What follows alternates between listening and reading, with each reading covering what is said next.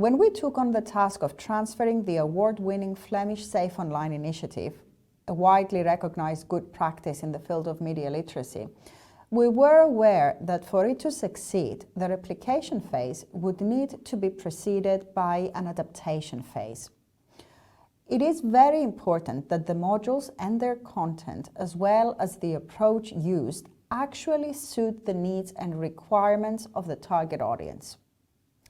You need to tailor this program to what parents are concerned about when it comes to their children's use of the internet, so that you can address these concerns. You need to investigate the opportunities and seek for partnerships to help you set up the program and promote it in the community. What has already worked for one national context may not necessarily work for another, and it may not even be what the parents need. If you're catering to parents, you need to first find what it is that they need and develop content and organize your seminars accordingly. At the adaptation stage, there are certain national specificities one needs to take into account before proceeding with this program. You need to explore, for example, what the overall policy context and the political system of each country is. The socioeconomic and cultural context at a given time is very important. Consider the recent pandemic. How has it affected people's circumstances, their relationship to the internet? What type of online activities increased over this period? Also, there is the matter of access and accessibility. We tend to assume that the internet is such a democratic space and that everyone gets equal access to this space, but that is not even remotely true.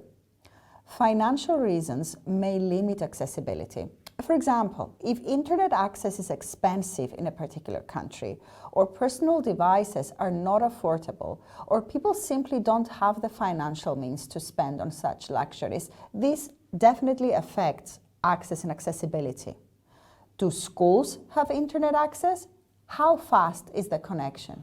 What realistic prospects are there for students to use the internet while at school?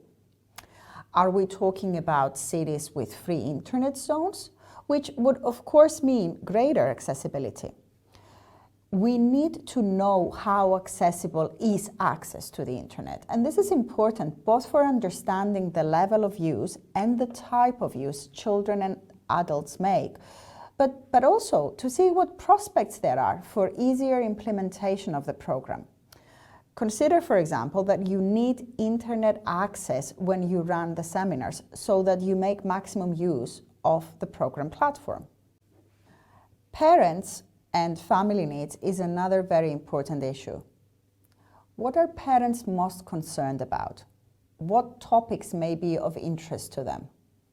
For example, you will hear a lot of parents talking about how worried they are about how much time their children spend playing video games online, or how they are always on TikTok watching these videos that make no sense to the parents, or how young girls should not be posting sexualized images of themselves on social media.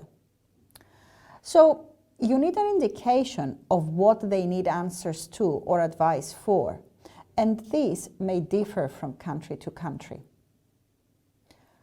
You also need to ensure that you're catering to a need that is not already being catered for by some other program, by another initiative. For example, we know that there are many initiatives that address children and their media literacy levels, but very few turn to the parents and the family environment. So already there is a gap in how the matter has been dealt with so far. Also, what other good practices and initiatives already exist that you could build on? For all these reasons, it is advisable that you explore these through an environmental assessment. You need to do your homework, as it were, to do the research so that you address the needs of the target group.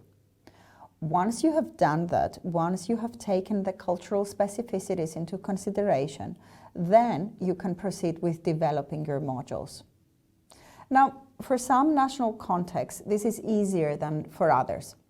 For example, in Cyprus, the circumstances were favorable and allowed us to borrow most of our material from the work already prepared by Child Focus and Hezizbund.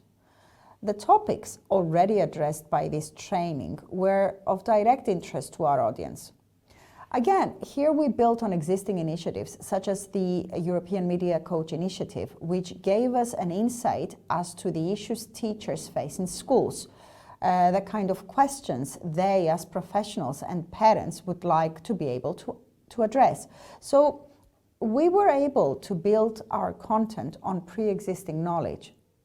Also, we formed partnerships with parents' organizations to help us promote the seminars. We relied on dissemination via social media and personal contact with schools to make this program known to the community. And we took it to them as opposed to waiting for them to come to us. And this is an example of how this can be done. There are always other ways depending on the environment. We must admit that we also did not find it so hard to collect information from experts and the target group. We relied on professional networks and personal contact to invite experts and get valuable information on the topics. We interviewed members of the target group as well as experts in the relevant fields. We listened to the target group's concerns and sought advice from the experts. Our testimonial videos were actually an invaluable source of information, both in terms of what the target group needs and what advice we can offer them, following expert advice from professionals such as academics, media experts, and child psychologists. If I think about it, the greatest challenge, aside from the pandemic, which certainly presented us with both an opportunity, considering internet use certainly increased over the last 2 years, as well as a challenge, considering people were already trying to cope with confinement and the financial and psychological impact of the pandemic, our biggest challenge was to actually reach out to those most in need. Parents from underprivileged backgrounds, those who have less access to such seminars, and in all likelihood, those who need them the most.